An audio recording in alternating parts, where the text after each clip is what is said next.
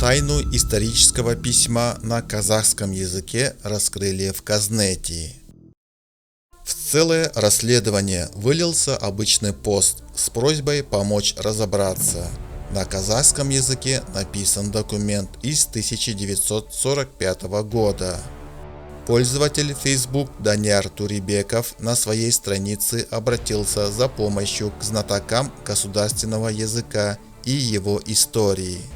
Один подписчик англоязычной группы опубликовал документ и попросил выяснить, на каком языке он был написан.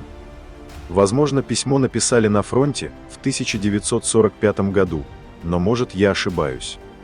Я думаю, что это письмо было написано на казахском языке латинскими буквами.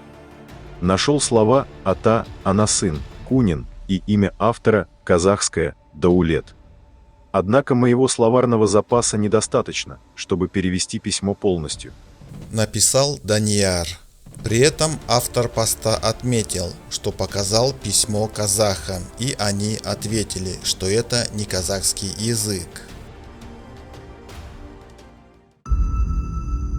Яналив, родом из 20-х.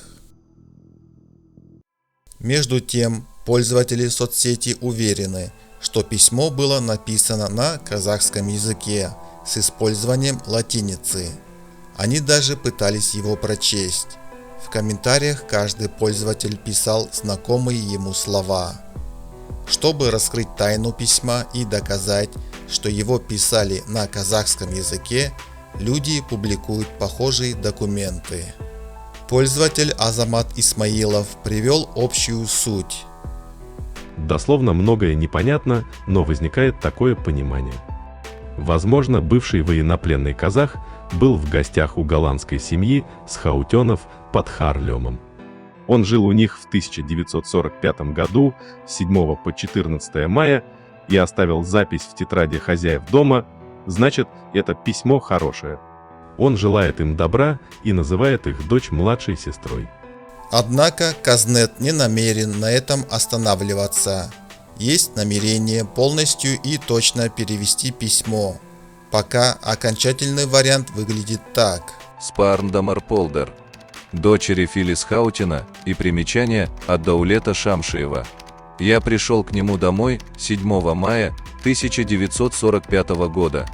С того времени мы делим хлеб и соль. Они очень хорошо встретили меня.